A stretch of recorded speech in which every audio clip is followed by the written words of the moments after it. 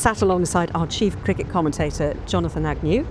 And Aggers, the 11 has been announced. We knew that it wasn't going to be Mark Wood to play at the Gabba, but Will Jacks comes in. A bit of a surprise? Well, they probably only had the two choices, didn't they? Jacks or Tongue. They've looked at the pitch 2 days out, which I think is quite interesting. I mean, the one or two pictures I've seen do show there's a lot of grass on it. I haven't had a look at it yet. But they obviously think that a spinner is more worthwhile than an extra seamer, which of course Wood was providing at Perth. It didn't look quite right at Perth, I didn't think, as one of the quick bowlers in that first innings particularly. He bowled with some pace, but he hasn't played for a long time. And I suspect that this, recurrence, if that's what it is, of his knee issue, hopefully, I'm touching wood, it's just a case of him having not played for a while. And that he'll be still able to play later in the series. But yeah, it's a great shame from his perspective. But the Jacks one is interesting. So they could have had the same balance as Perth, where actually England did bowl very well in the first innings. And of course the interesting element to this is Shoaib Bashir. I mean, why was he named in that squad? He was never going to play at Perth, clearly, because when it comes to the crunch, they haven't played him. You know, he's an improving, emerging off spinner who can't bat and is a reasonable fielder, whereas Jacks brings you so much more. So he'll bolster the lower order. I think Jamie Smith will be pleased that he's playing, because it gives him another batsman at least below him before he gets down to the bowlers. And as a bowler, I mean, he's mostly played white ball cricket. He's played a couple of test matches. He took a 5-for on debut as well. So it does give them that other option if they do need to keep their faster bowlers fresh. Yeah, that's right. I mean, it suggests that Stokes is happy with his fitness as well, because he hasn't got that extra cover now. Yeah, Jack's got 6-for in Pakistan. A little bit flattered by those figures, if I'm honest. I mean, he's more of a batsman who bowls. Is he better than Joe Root? Well, they're probably much of a muchness. Although he's taller than Joe Root, of course. And he's there to bowl a few overs as cover for the quicks, but he can bat. He's an aggressive batsman, which, as we know, fits the mould. Although I'm hoping that England might shelve some of that aggressive batting that we saw in Perth and actually bat with some common sense in this match. Yeah, well, one man who actually did bat with a bit of common sense, had a fairly creditable performance with the bat in the first test, was Ollie Pope. He made scores of 46 and 33 in Perth, and he's been speaking to BBC Sport's Stefan Schemmelt at the Gabba. Ollie, it's been a long time, actually, quite a long number of days since you guys have played Test cricket. How are you tracking? Yeah, good. I mean, obviously, an annoyingly long break. Obviously, that result didn't go our way, but no, I think it's given us a chance to really draw a line under it. We've taken some learnings that we needed to take from that game and what we could have done better. But no, it's just excitement now going into this week. Talk us through how you prepare for this week. Last night you trained under lights. How was that? Yeah, it's good. It's good. I think, look, it's trying not to look too much into the pink ball. I guess we've all seen a swinging ball and a nipping ball before, and it might do that at times, so it's just complete clarity. I guess it's just trying to get your eyes used to batting under lights for the first time in a long while. So yeah, it's just trying to be as clear as you can going into this game and not thinking too much about that, and just having that clarity in your own game plan. Talking about picking it up under lights, this might sound like a daft question, but how hard is it to see that pink ball under the floodlight? Yeah, I mean, seeing the ball's all right. I think it's probably, I guess it's a black seam on a pink ball, which can be harder to spot than the red ball, obviously with a white seam. So it's just, trying to look as close as you can. As a batter, obviously, you want to see which ball's a wobble, which ball's a swing ball. So there are times at the game which that is slightly harder to see, and everyone knows that. All the cricketers who have played in it are aware of that. So it's just trying to be clear when that happens. If you can't quite see it like you want to, then how you want to try and go about it. Are there any other challenges to playing a day-night test match? I don't know, changes in your body clock, routine, all those different things. Yeah, that's probably it, really. I think the body clock's I'm a pretty early riser, so I'm trying to get myself to stay up a little bit later and actually not wake up at 6:30, because it makes it a pretty long morning otherwise. So I'm just trying to find a way to sleep in a bit longer. On the makeup of the team, what would someone like Will Jacks, who you've played a lot of cricket with, bring to the team? Oh yeah, I mean, everyone knows what a brilliant cricketer he is. I think the way he's grown over the last few years, obviously we've seen his white ball really go forward, and if he gets the nod, then it's a great opportunity for his red ball too. I think he's obviously got that style of spin bowling which he can get some bounce and turn off the pitch, and then everyone's seen the skills that he's got in the white ball format, and he can obviously take on a really good attack. Talk to us about your own batting, because you filled your boots at Lilac Hill, and then you got a couple of good starts In Perth, how's the game feeling? Yeah, the game feels good. I think that was, it obviously was a challenging pitch. I think so. I was really happy with how I went about it, but I was really disappointed with the 2 ways that I got out as well. So I think, yeah, I'll take the positives from how I was batting up until I got out, and then I can learn from the mistakes I made, which led to my dismissals as well. What can you tell us about the work you did on your game back in the UK?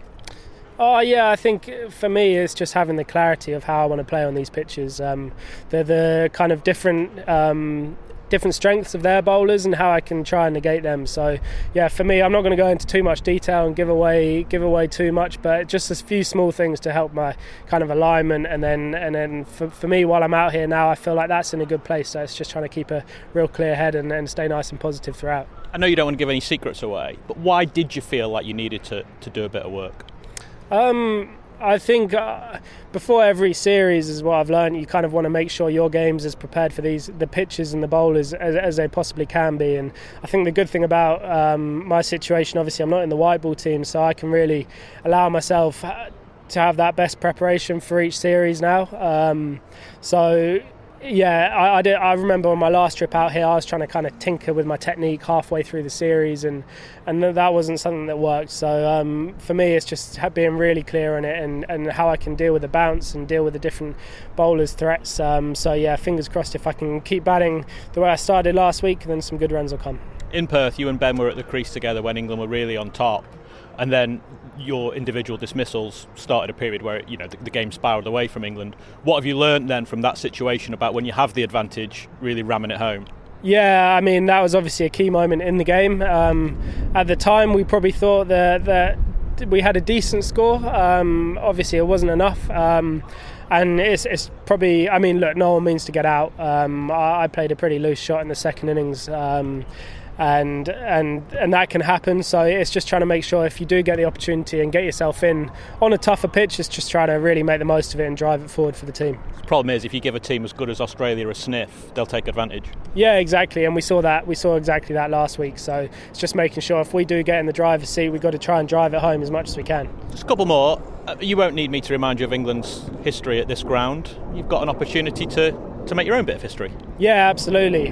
We know they've got a good record here, but at the same time they certainly haven't been unbeatable here as well, as we've seen. So I think, yeah, for us, we'll see. We'll just use the crowd. We know the kind of pitch conditions now, and we played a few pink ball games too. So it's just trying to not think too much about the history of it in terms of this venue and this ground, and just trying to make sure we put our skills forward. And just as a final thought, you'll know that sometimes England teams have come to Australia and series have got away from them. You're 1-0 down at the moment. You'll know that there's a lot of fans coming here over Christmas and those things who are really looking forward to that trip. Do you feel a responsibility to those guys to still be battling for the urn come tests 4 and 5? Oh, of course, 100%. And I think for that first day and a half, and of course the last bit as well, we really feel their presence out here. And there is a responsibility on us to make sure we kind of put up more of a fight just towards the back end of that day, of course. But there's a lot of drive in the team, and which is pretty obvious. If there wasn't, there'd be some issues. And yeah, hopefully we can kind of make the fans proud over the next few weeks or so, and then put our best foot forward. Thanks, Ollie. Cheers. I thought it was interesting, Jonathan, to hear Ollie Pope talking there about the routine as much as anything else. We've talked quite a bit over the last few days about the pink ball and how the way it behaves under lights, and he talks about that as well. But actually, all of us have to change our routines for these day-night test matches. Yeah, it is, and it's there purely for TV, really, to give the television company the chance of broadcasting to an evening audience. And there will be more people who see the game as a result. It's not perfect for the players, let's be honest. A pink ball is often quite difficult to see to start with, especially when you first go in. Here, in the humidity of Brisbane, a pink ball can nip around a lot, especially the risk of grass on the pitch. But if it means that more kids are going to be able to watch for a couple of hours, then okay. I haven't really got a problem with it, depending on where it is. Don't play a pink ball game again in England. That was ghastly. And most people fled from Edgbaston by 6:30. Here in Australia, it does work nicely. Warm evenings and so on. It's nice for the crowd that are there. But yeah, particularly it's for that television audience. And the way that Pope has worked on his game, I mean, clearly they do take criticism on board. There's been this slight narrative, hasn't there, that they don't listen to what people say But Ollie Pope knew he had work to do, and he's gone away and done some. Well, I think he probably knew himself, didn't he? I mean, yes, there has been a narrative. It's been interesting the last week, hasn't it? A lot of people have piled in, and I think Stokes. I heard his interview with Stefan and the press, and I do think he genuinely regretted what he said. He can be very bullish. He wasn't easy with me after the game, and I don't mind that because, you know, he's just been utterly humiliated in front of 50,000 people, and to come out and to give live interviews after that is just not easy. But it has to be done. It goes with the job, and it's not very pleasant actually conducting an interview in those circumstances either, to be honest. So I'll be interested to see how he is tomorrow when we meet up again, because I haven't seen him since last week. But all that talk of arrogance and so on, and there were, you know, it came from a number of different sources, didn't it? And if I were them, I'd be thinking, hang on a minute, because there's a very fine line between confidence, self-belief, having your own blueprint, as Brendan McCullum talks about, but actually, we're not listening to any of you lot. We know what's best for us, so just, you know, has-beens can get on with it. You know, he's apologised for the has-beens as well. Well, he has, but you know, he shouldn't have said it. Yeah, it's a silly thing to say. But yes, he has apologised for that. That was the right thing to do. He will be a has-been before he knows it, probably. Unfortunately, the way that life moves on as quickly as it does. But I hope they've learnt. I don't care about the arrogance stuff and all that. That's kind of a side issue. They did not play well in Perth. They lost the match in Perth. They lost the match they should have won, and they lost it for a number of reasons. And I just hope that they've sensibly analysed that, and they have sensibly decided how they're going to play in this Test match. Because if they lose here, then you really can't see them coming back.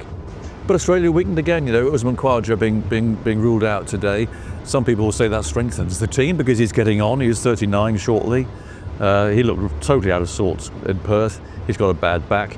Travis Head, of course, who absolutely marmalised England in that second inning. I suppose that gives more strength to the argument that he'll probably open the batting. There's still a bit of debate about that. And then it's Inglis or Webster, depending on the balance of the team that they want. But, you know, they are vulnerable. We saw at Perth, Australia is vulnerable. England should have beaten them. And it's really down to them and their fault and their batting. And that there's the headless selection of shots that cost them that game. And we heard Michael Vaughan on 5 Live Sport last night saying they need to go old school. And there's been this expression, okay, just try and get that pink ball to the stage where it loses some of its threat. So after about 20 overs or so, that they say, you know, actually the Kookaburra balls pretty much behave the same. But then the timing, of course, there are so many variables, aren't there, in a match like this? Yeah. But if you bat for as long as possible, if you can somehow manage to start bat into the second day, you've given yourself a good chance then when the lights come on. I mean, that's not old school. That's playing Test cricket properly. You know, you bat as long as you can. You bat first, you bat for as long as you can. Of course you do. I mean, there's nothing old school about it at all. It's just how Test cricket should be played. You can play positively at times. But yeah, it does change. You know, when the conditions are such, when you get the twilight here, which is quite early here in Brisbane, it gets dark here quite quickly and quite early. And you can get some storms as well. Actually, the weather forecast doesn't look too bad, but I experienced a storm the other day, and I mean, if that comes down about 5 o'clock, then yeah, that's it. That'll be it for the day, I would imagine. So they've got to keep their fingers crossed a bit about the weather. And it could affect things like declarations and all sorts of stuff. I mean, it's quite a movable feast, a day-night game, in a way that a more orthodox day game is not. But the bottom line is, you've got to score as many runs as you can when you get the chance. It's just you're not going to win games otherwise. And you mentioned that we haven't had much in the way of pink ball tests in England. I think we've had one. Yeah. England have played a handful. Quite a lot of these players have not played. They won their last one in Mount Maunganui when they declared. Exactly. So, you know, no, our players. We're going back to that argument again about Canberra and the pink ball and getting practice, aren't we? Which is that ship has now sailed. So, yeah, they are where they are. It's their choice, their decision. They've got to kind of clear their heads. That's what Bazball actually was at the start. It was clearing of heads and freeing of minds and playing with some confidence and actually putting a smile on their faces. That was actually how all this began, and that almost is where they are now. You know, they've got to come out. They've got to forget what happened in Perth to an extent, but learn from it. And then go out and believe they can beat Australia, because they can. They're perfectly capable of doing it. And so it's the eve of the Test match. You can see the pops of yellow with the maroon and the blue seats in this extraordinary multicoloured bowl with a blue sky above, and the sun is just setting as we're sitting here. And Agaz, it looks peaceful, it looks tranquil. Come 2 o'clock tomorrow afternoon, it's not going to be either of those No, things. it's a brutal place, this is. And you say, I was just looking at my watch, as you said the sun is setting, which it is. That's 6:15. There's a lot of play left, and it gets dark pretty quickly in this part of the world. So there is going to be that sort of twilighty, dark time that makes day-night cricket actually quite interesting. I know a lot of people aren't not necessarily fans of it, but it does mean that more people can actually get to watch a game of cricket on the telly when they get back home after work. Kids hopefully can get involved in it. It just depends on where you play it, and you play it somewhere like Brisbane or Adelaide or somewhere nice and warm, and it's lovely.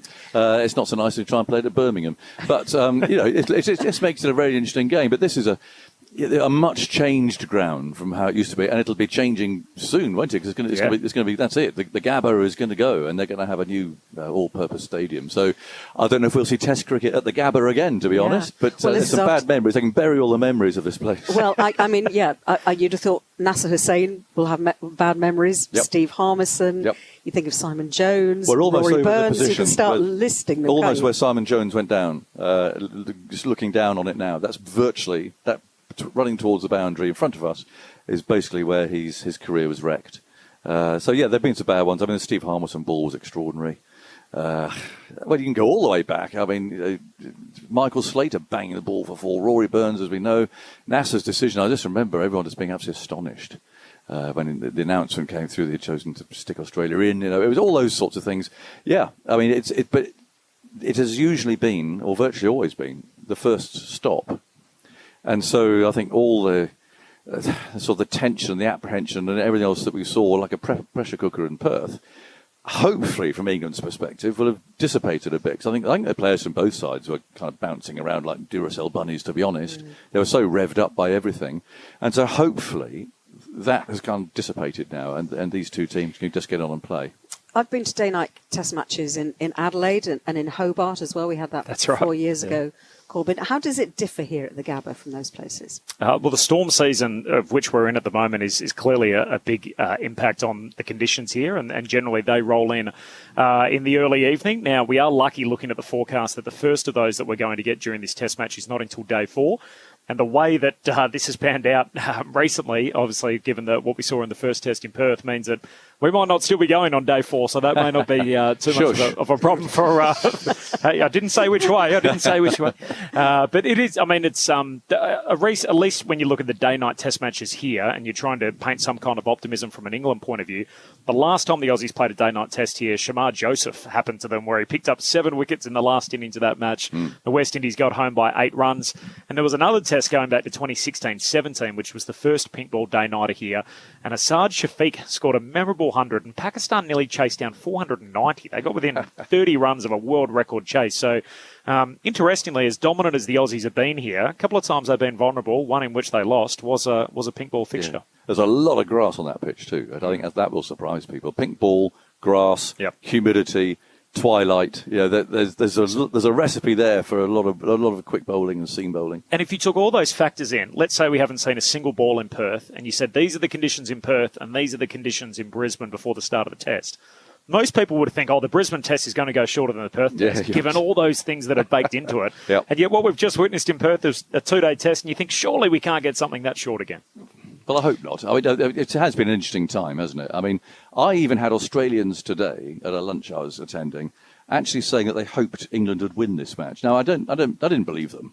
But you're sort of hearing that message because people want a good series. And the fact is, if England lose here, that could be the start of all sorts of stuff, of unravelling things, and to come back from 2-0 down would be very, very difficult indeed. So this is a massive test for Stokes and McCullum, Rob Key, all those who signed off the way that this tour has been run.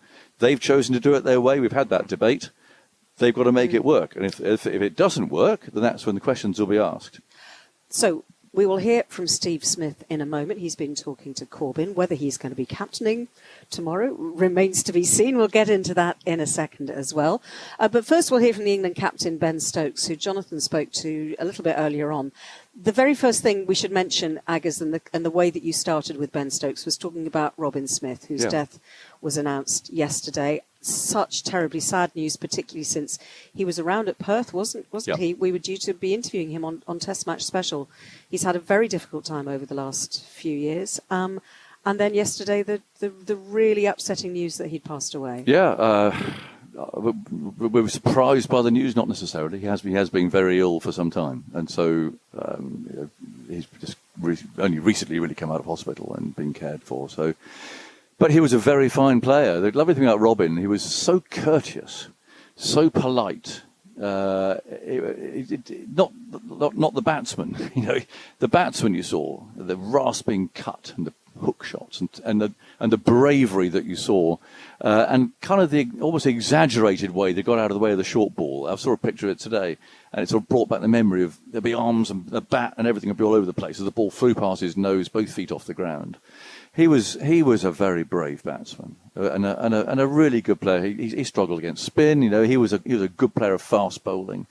But I think that what most people remember Robin, those of us who played against him, but dealt with him otherwise in this, the interview situation and so on that you do with England teams. He was just such a very courteous, very polite man. It's terribly sad. So very sad news, and something for Ben Stokes to reflect on with Jonathan. We were informed yesterday around the sad news of Robin. I didn't know him at all really, but I knew a lot of people who did, and everyone said the same thing about Robin. Just absolute belter of a bloke, and everyone said he was sort of a player who was, you hear the saying, a lot ahead of his time. Everyone just mentions the square cut and the pull shot, but it's never nice news to hear of someone who's represented the country who's passed away a lot sooner than they should have done. And I think it hits a bit harder when you realise it was only a week, 10 days ago where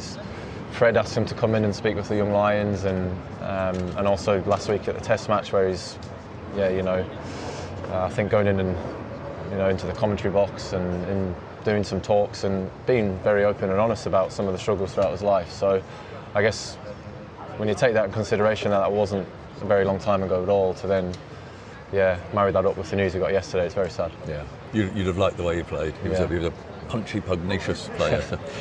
Now let's talk about what we've got here. There's a lot of grass on that pitch, isn't there? Is that more than you expected? I didn't really know what to expect, to be honest, and that's what we've got. So we'll have to see how it plays out. Yeah.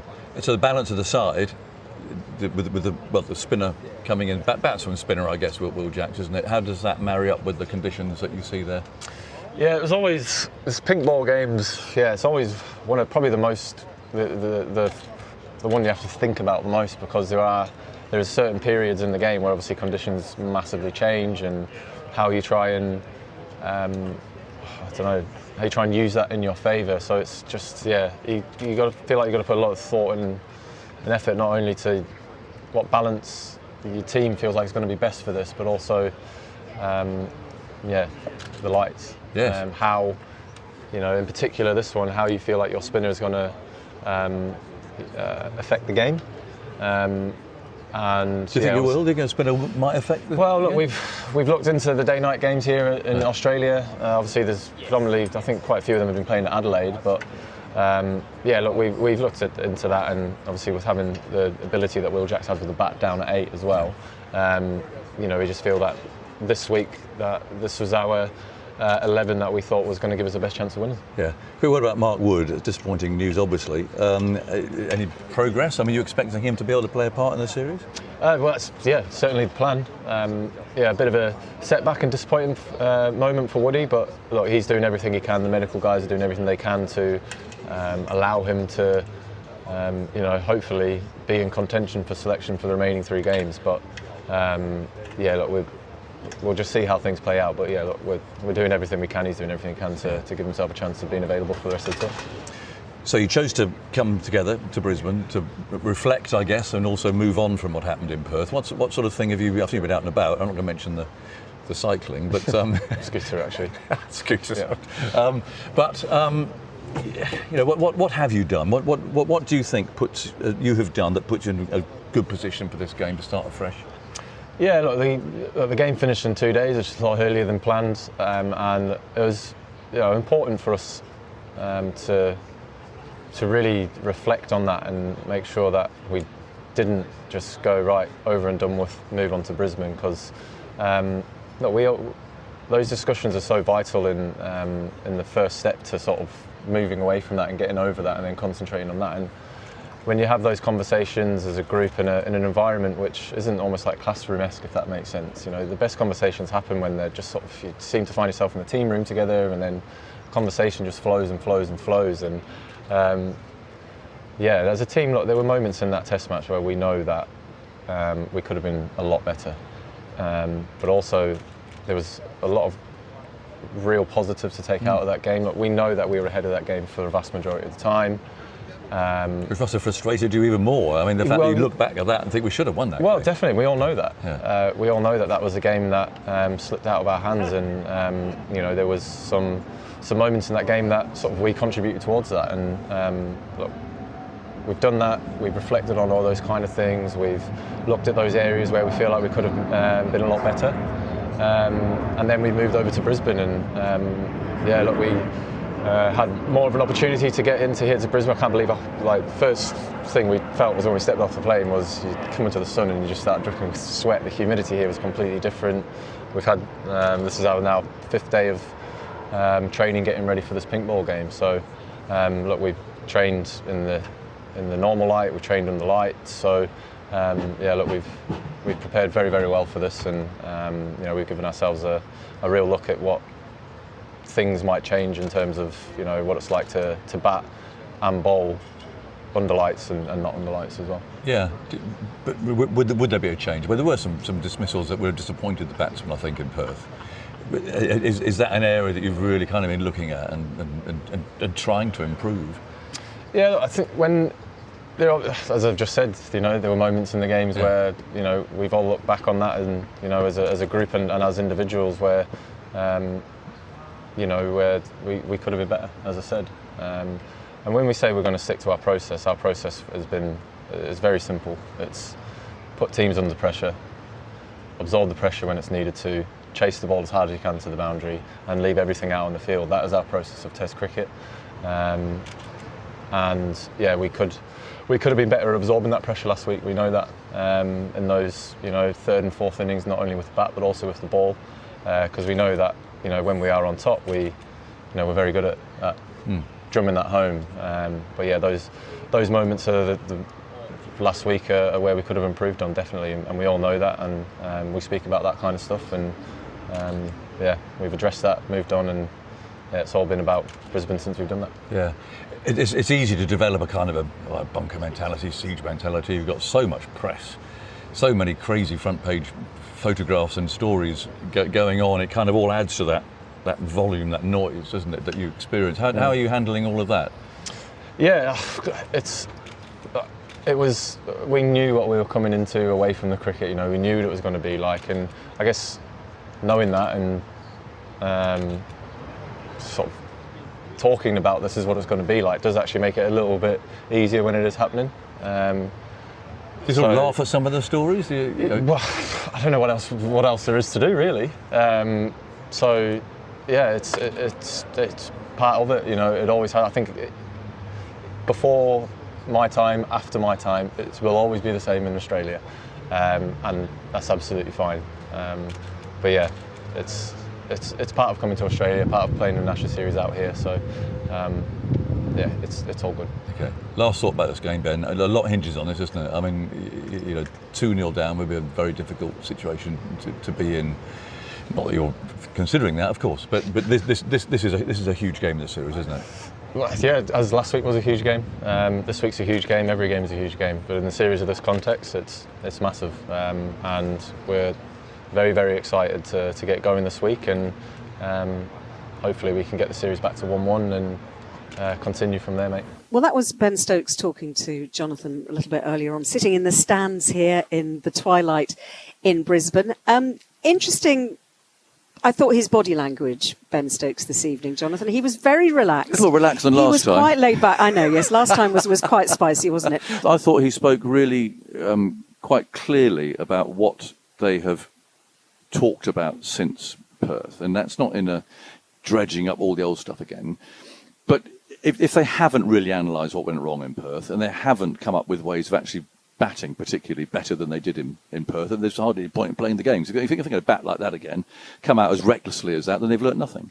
So I go back to the point I made before we heard from Stokes there, that this is the way they've chosen to play. You have to change it sometimes, and the way that they played in Perth was not good enough. It was unacceptable. It was not the discipline that you have to have in a Test match, particularly a Test match like this, where the conditions can change really quite quickly. So we'll see. There's still that Canberra debate. I know it's cold there and everything else, but then you hear Ben talking about the difficulty of the pink ball stuff. Well, okay, you've chosen to do what you've done. It's up to you. There are a lot of people who felt that they should have had taken the opportunity to have played some cricket. I mean, Zach Crawley, I'm looking at him playing out there his football now. I mean, he's going to be facing Mitch Starc again. Possibly tomorrow, with that pair hanging over his head that he hasn't been able to get rid of at all. And I think he wakes up in the night screaming and looking at Mitchell Starc rugging in because he hasn't had the opportunity to get rid of it. And I would still maintain that there were, not all of them, but some of the players would have been better off by going and having a hit and scoring some runs. They have had 4 pretty intense net sessions here at the Gabba, though, haven't they, Corbin, over the last few days? During the daytime, in the heat, during the evening time. So we're just sitting here as we are at the moment, waiting for them to go into the nets. And they didn't look, from what I saw a couple of days ago, they didn't look like they were holding back. That they were getting those balls pinging down as fast as you possibly can with the ball chucker. And I know Matthew Hayden talks about the nets here at the Gabba, that out of any of the Australian venues, they are the ones where the practice pitches replicate what happens out in the middle more than any other. I probably tend to agree with Aggers a little bit in terms of being out there in the centre wicket and actually seeing the pressure in the nets and seeing the numbers tick over against your name. There's something about it, isn't there, as opposed to having the big round 0 next to his name when he walks out to bat. Absolutely. The other thing about adaptability, and Smith made a point of this in his press conference, where he essentially said, "Hey, that's what we do well in these conditions," and it almost felt like, as much as he was praising his team, he was almost sending a message to England saying, hey, if you don't do this, you're not going to be able to compete with us. And driving on the up in particular, I mean, you could write the thickest book imaginable with many chapters about touring teams coming to Australia, getting caught driving on the up. And the top 6 batsmen, whether it was the first or second innings for England, all 6 of them were out driving on the up, caught in the cordon at some stage in that Test match. So people were... recall the famous innings from Sachin Tendulkar at the SCG all those years ago, and of course famously didn't play a single cover drive in his glorious innings there. So England have to be extremely disciplined and try to put it away. I'm sure they will have sat down there and looked at the videos, and and there are inexperienced players in this England team, Aggers, but there are players like Joe Root who's played multiple innings, and to make those kind of mistakes, surely they're not going to make those mistakes. No, but again, people would argue that's because they haven't really played much cricket. You can go in the nets, you can play big booming drives in the nets. Okay, you might get inside nicks past the stumps or into the stumps or whatever, but you throw the ball back and you face the next ball. It's not the same as walking off bold, stark naught to your name and bagging a pair. So they've got to somehow tune their minds to playing a more disciplined game. But then you can't help but feel, and I think there's been a lot of over the top stuff written about England and the arrogance and that stuff, and that's I think been a little bit harsh. And I don't think necessarily that Stokes, for instance, is an arrogant man at all, actually. But if you can see why it's used if a team refuses to adapt to and make themselves better.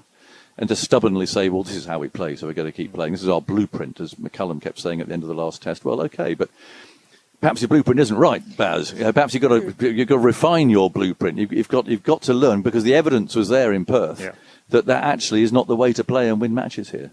I mean, he didn't say, did he? I mean, Ben Stokes, he listed the 4 things that England, that is their mantra, if you like. One is kind of putting pressure on, one is absorbing pressure, and I can't remember what the other 2 were. But I mean, those, you can't really argue in lots of ways. They're not saying we're going to go on the attack, whatever the situation is. And I think here in Australia, that's almost been slightly the way that Bazball has been maybe slightly misrepresented. That it's always about going on the attack. Well, you look at the Perth Test match. I mean, the ultimate way to go on the attack in the series would have been keeping the Australian bowlers in the dirt for as long as possible. Yeah, exactly. It's not necessarily scoring at 6, 7, 8 and over.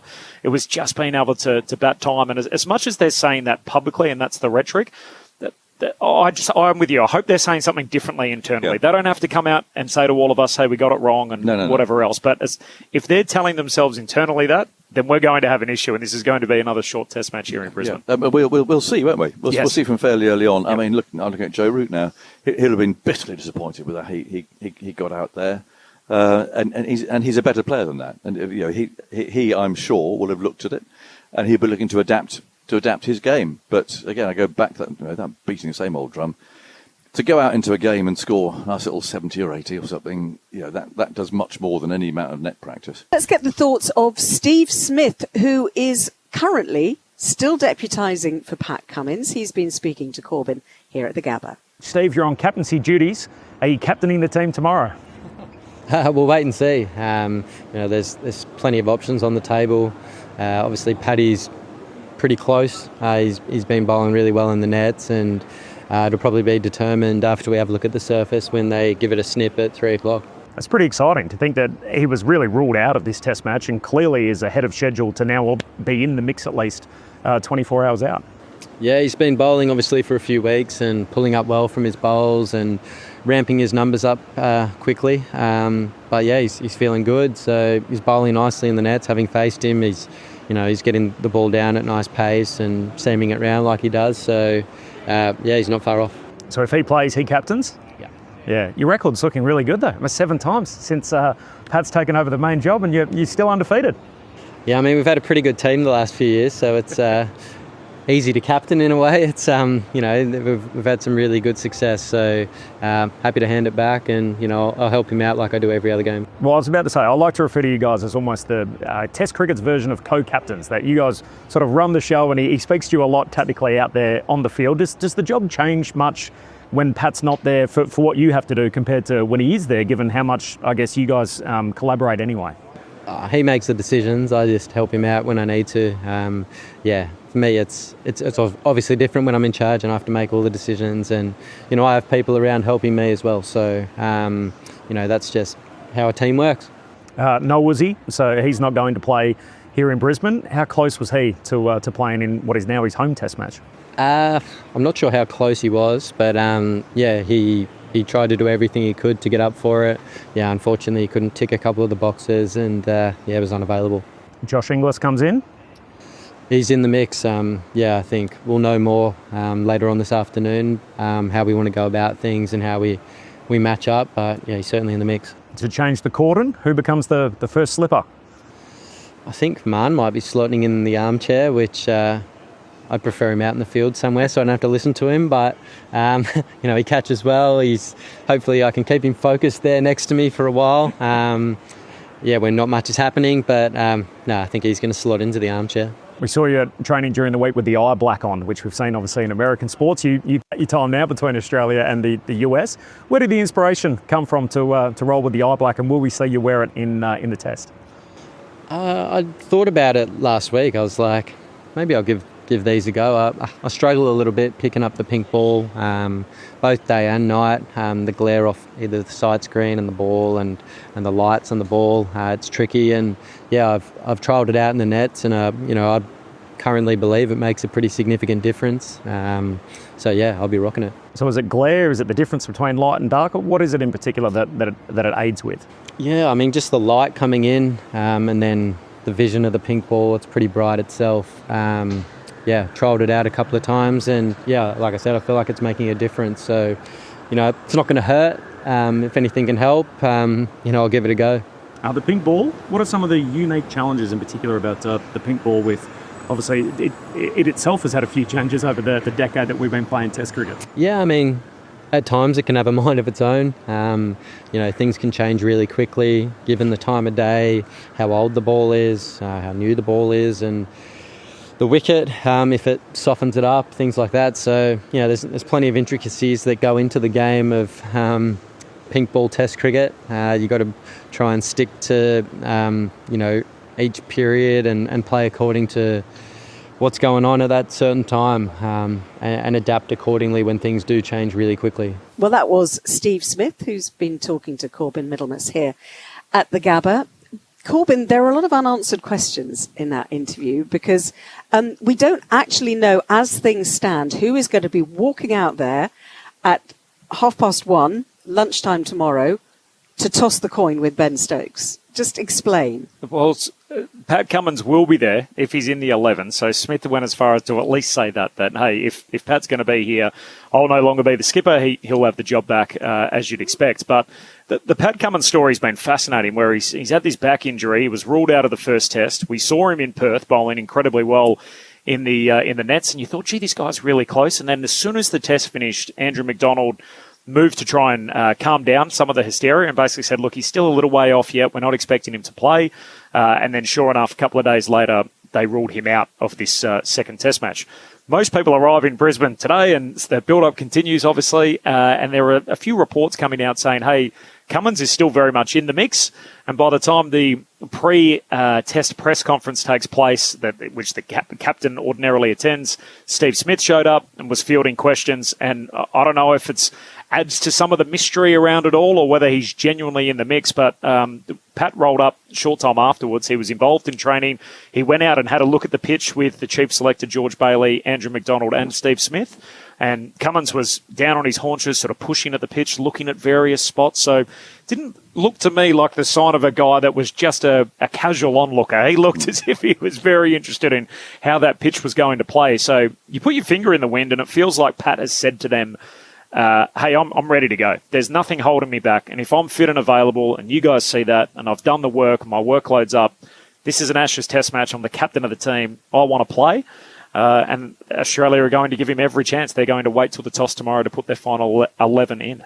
Very unusual. I mean, for a fast bowler to go through all of that and still be waiting up to the toss. You normally need to prove you're fit the day before, by the very latest. So it's interesting. I mean, one look at that pitch, and I suspect he'll link himself in the side. There's so much grass on it. I mean, whew. And Australia would like their main man there in that situation with England under pressure. A lot of grass on the pitch. One of the best fast bowlers in the modern game. Hasn't played any cricket, of course. Yeah. But even, I was in Sydney 5-6 weeks ago, and he was bowling in the nets there. He was bowling with a pink ball, actually, yes. Interestingly enough, in the SCG. So I thought then, well, maybe he's got Brisbane in his mind to be the game that he plays in. But they know, look, Australia win this game, as we've talked a few moments ago. So I don't know if he's good to go, then I suspect he'll play. But both Australia and England have been very gentlemanly in the way they've announced their team ahead of time over the last couple of years. Australia obviously under Pat Cummins and England under Ben Stokes. It's a bit of gamesmanship. I mean, England named 12 and then finalised their 11 at the toss in Perth, but it's very unusual for an Australian team to leave it this open-ended the day before a test. Yeah, well, and particularly, I mean, I suppose because he's captain, they want to give him every chance, don't they? And just because he isn't playing doesn't mean that he isn't captain anymore. He's still very much part of the management of this team. So that's why I guess he was looking at the pitch and thinking about options. If he isn't fit, I mean, who plays it all more often, or more interestingly, if he is fit, who isn't going to play? I mean, which one are they going to bin? So Steve Smith did say today Nathan Lyon will play, so it's not as if they're looking at a complete change of the makeup. So I imagine Brendan Doggett, who would be the last man in, will be the unlucky one and the first man out. He wouldn't even confirm whether Josh Inglis is playing, which I think we all suspect Inglis is going to come and play either in the middle order or potentially as the opener. This is the other thing, this version of the Australian cricket team. They talk about fluid batting lineups and everyone can bat in any position. So either Head stays or goes back to the middle order and Inglis comes in up the top, or Inglis goes in the middle order and Head retains his opening position, which he obviously got last minute in that second innings in Perth and peeled off that memorable 100. That's the really interesting one, isn't it? Yeah. Would you open with Head again after that when he's just taken the attack to the cleaners, albeit an attack that's pretty ragged and a crazy, such telegraphed policy of just trying to bounce him all the time? So they would have to restart, but it'd be tempting to open up again with him, wouldn't it? I would be. Yeah, so would I. Absolutely. And I always think about him as a former cricketer, Aggers, surely if you're standing there at the top of your mark, who do you not want to see with bat in hand? And if you're England, you'd be thinking, I don't want this guy out here opening the batting. He did get a king pair in a game here a couple of years ago, but either side of that, he's got pink ball hundreds everywhere. Got one in Adelaide last year. He's got one here in the past.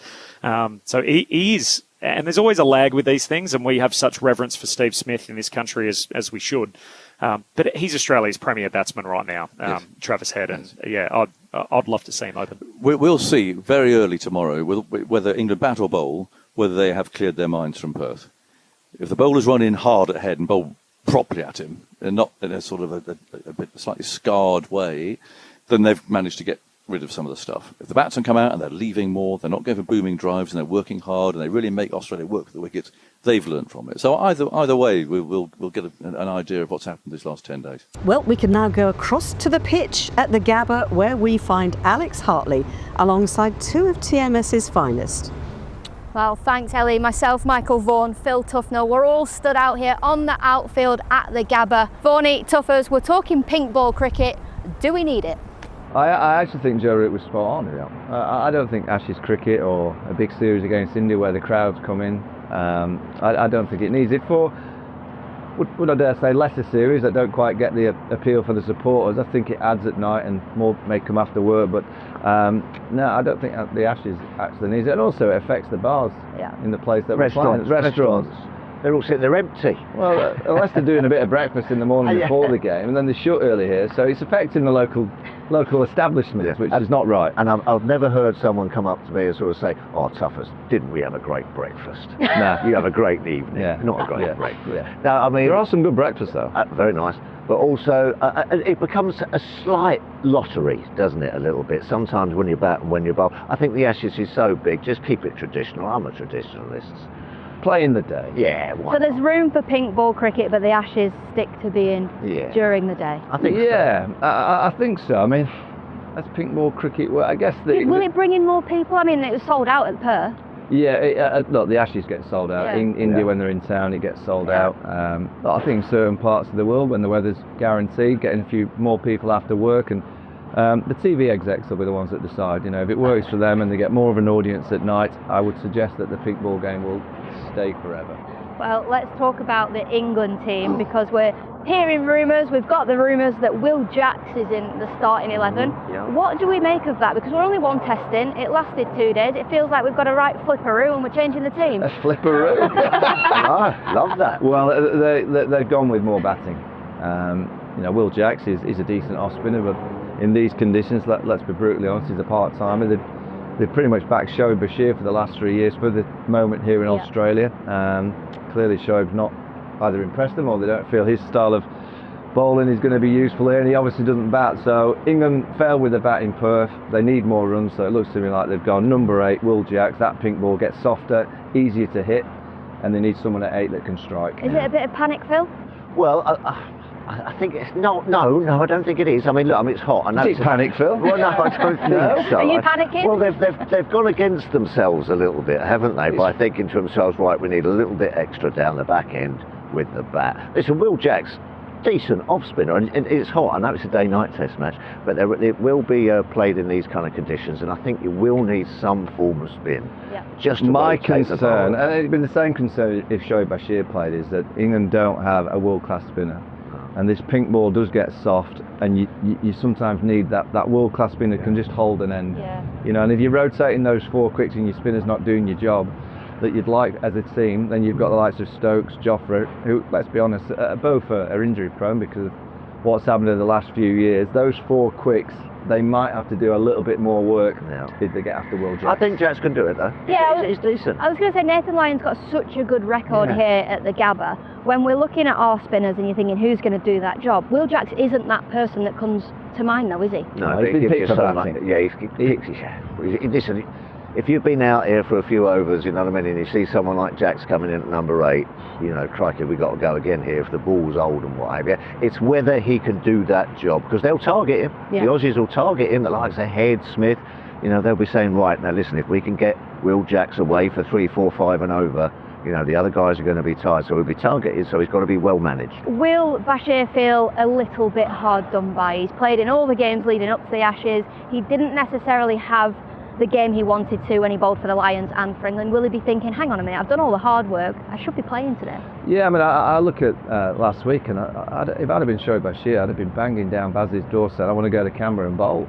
Just go and bowl with a pink ball. He's never played with a pink ball. Yeah. There's quite a few of this England side, and that's a little bit of a concern that, by Thursday there'll be 3 or 4 players that have never ever played a game with the pink ball. Australia played 14, won 13. I guess the one kind of glimmer for England is the game that they lost was here 2 years ago against the West Indies, where Shamar Joseph produced an incredible spell of bowling. But I don't think it's quite panicked for England, but it's clear that they've gone away from what they've been doing in recent times, which has always been, we just pick our best bowlers to get the 20 wickets. And this time they've gone 4 quicks, and we've gone part-time spinner, purely to see if we can get a few more runs. There was Kevin Sinclair for the West Indies 2 years ago here, part-time offie, got a wicket, did a somersault. Oh yeah, I remember that. He got a 50. He got a 50 with the bat. So the West Indies used a part-time offie that worked for them. Maybe England have looked at that. When you only bat for 70 overs in a Test match, you're then not going to start picking your spinner who necessarily is going to be batting 10 or 11, you know what I mean? And it's as you well know. Need runs, Phil. Need runs, Need Mike. runs. And as you well know, it's the spinner who always gets the boot first. It is. It's hard. We're hard done by, aren't we? Talk about Perth and how it only lasted 2 days. England going into this Test match, Vorney, I know you've spoken with the BBC on the website about this. Do they need to play differently in this Test match? Yeah, they do. You're looking at any sporting team that plays one way. If you just play one way, I think you're quite easy to prepare to play against. And that's what Australia will look at this England side. I'll give England a little bit of a clue. They'll go straight to start with, because the pink ball might just do a bit. As soon as it doesn't do anything, they'll go into channel on length, pat the offside and try and force that big drive. Once again here at the Gabba, like Perth, not quite as steep the bounce here at the Gabba than it was at Perth. Length balls, playing with a straight bat, snicking. Yeah. You're snicking. You've got to wait for the cut shot, the pull shots, and those 45-degree angle drives through the offside are fine. But if you start playing the traditional way here at the Gabba with that extra little bit of tennis ball bounce, the Australian slips will be waiting like this, and they don't drop many. I hope they're not looking at me when they're doing that and looking down the wicket. Yeah, they'll be there ready. Tuppers, what do you think England need to do differently? Obviously they've taken on that short ball, but do they need to be a bit more patient? Well, yeah, just a little bit more patience. Just occupy the crease a little bit. I'm not saying it's negative. I don't want them to be negative. If the full ball's up there, put it away. If there's one short and wide, give it a smash. But just try to get themselves in. It's so difficult. Game awareness. Yeah, it's game Pick your awareness. moments. Yeah, pick your moments and pick moments. I mean, that after lunch on the second day, if they would have just hung in for an hour and a half, it could have turned a flipperoo. They have to change, because if we're brutally honest, the last 3 innings in Test match cricket, the last innings against India at the Oval, they lost 7 for not a lot. Yeah. Harry Brook, Joe Root controlling the game, played some shots, arrived them the last morning, 5 wickets India required, 30 runs for England, they lose the game. The first innings in Perth, they lost 5 for 12. Yeah. They were 160 for 5-12. In the second innings in Perth, they lost 9 wickets in a session. So this method, when the ball just does a little bit, it hasn't been working, and it's down to the team to just accept that they just have to tinker. Yeah. Just tinker It's slightly. not negative, and it's not negative. It's not being negative, it's just get yourself to 20 or 30 and then let the Bazballers come out here. But even when they get to 20 and 30, Phil, yeah, don't just go. don't just keep throwing your hands. No. 20s and 30s aren't going to win them games. Well, 40s ruin careers, don't they? Yeah, correct. We need 2 or 3 of the England players this week, a couple in the first innings and maybe 1 in the second, to get a big 100. Yeah. It was only a few years ago that we used to talk about daddy 100s. And I that's love why a daddy 100. we need a granddaddy this week. We need someone to step up, take responsibility. Feels That's what like it is. granddaddy. Take responsibility. Get in. I'm nearly a granddad. As we stand here at the Gabba, it looks like a lovely ground. It's empty, the seats look great. But on day one, it's quite an intimidating place to play. Vorney, you've played here. Didn't like it. Why is it intimidating? Why? Did you get any of them? I've had 2 noughts on this game. It strikes me as I've a had a 30 player. odd. Out naught in the second. He's played a 1 day against New Zealand here. Shane Bourne got me out first ball of the game. No, I hate it. But it strikes me as first run here. I got Did the you? first Test run here. Yeah, back foot punch off of the late great Shane What Warne. it is, we're on the boundary edge here, and look how close you are. Yeah. You're so close to the spot. And England have a lot of support here, but I've always felt the Bridgie crowd, the Aussies that come here, they're a little bit more vocal They're a little bit more rough and ready. Yeah. A bit more like a football atmosphere. Yeah, they're it not feels. like pure. Let's have this shot. No. They'll get stuck into the England side this week. So you'd want to field in that circle somewhere closer to the pitch. Everywhere this England side will go, it will be hostile. And this is especially, as you say, haven't won here for 39 Hot as well, Phil. hot, hostile, and haven't won here for 39 years. So they'll be playing on that. As you said, we're fielding down at fine leg or deep mid on or something. Well, you're basically touching the ground. We have a slight concern for those England fans that are watching this. The last time England came back from 1-0 down in an Ashes series, England came to Australia on a boat. 1954-55. They rowed themselves here. That was Len Hutton's team. Wow, that was a long time ago. But 86-87 when they won here, they won here. Well, there you go, they won here, so there's time. And when we won in 10 and 11, we drew here. Perfect, there's hope for all you England fans out there. 10,000 fans were in Perth. There's thousands of fans travelling here. Do the travelling fans add pressure, Tuffers, to when you're out there in the middle? I used to love it. I used to love them. I used to love turning up to a ground. You're away from home, you're feeling a bit lonely, and then there's your fans. They give it, I don't know, there's a good partnership, or they're 100 for one. And the singing and the, come on, Phil, it spurred me. Well, they were like, come on, Phil. It was, it spurred me. Give him a high five here. And listen, when you took your catch at Adelaide, remember that one? What a catch. No, so of course there's pressure. There's pressure there everywhere. There's pressure in high level sport in anything you do. But to see fans, no, it's brilliant. The flags will be out. Everyone will be cheering on. No, so there's a little bit of pressure because you want to do well for them, obviously, but no. They'll want this week to put right what was wrong in Perth. There was a lot of disgruntled England fans. Understand when you get blown away in 2 sessions and lose a game inside 2 days. The England fans didn't want to be on Rocknest Island on day 3 with the blockers. They didn't want to be down. No, of course not. What's that beach for? What was that one called? Cottesloe. They didn't want to be in that. We had a good night. We had a great night. Thanks, Steve, for giving us that opportunity. But the England fans, I just felt they were like, right, okay, we've enjoyed this Bath-Ball ride, but you've got to play with more sense. Play with more sense. They have a great opportunity. They've got the team and the tools. Just to deliver it. Just get them out of the toolbox at the right time. They were using the spanner when they needed the hammer. I mean, one thing that the fans will be, come Thursday morning, they will be right Jerusalem, Phil. That's what it'll be. Right behind the lads. Tuffers, Vaughan, thank you very much. Ellie, I'm heading back to the team hotel, so I will join you there. I'm going to get a scooter, but don't worry, I'll put my helmet on. Thanks, Alex. Do get back safely and remember that helmet. Jonathan, 3 of the England players, Ben Stokes, Mark Wood, who we've just been talking about, and Jamie Smith, have been photographed out and about on these e-scooters in Brisbane, but without wearing helmets. State laws in Queensland say you need to wear a helmet when you're riding a scooter, and there is talk that they could be fined for this. I mean, it's not exactly tiger moth territory, is it really? But no. On the other hand... But I'll tell you what, they are serious with their law enforcement up here. I mean, anyone going to the Gabba to watch the game, I don't know how many zips they can have on their bags. If you've got one zip too many, it gets slung into a room and you don't get it again until the close of play. So I'm sure it'll just blow over. One hopes it just blows over. However, you're an England cricketer, you're bombing round town without a helmet on, and you fall off. Not going to look great, is it?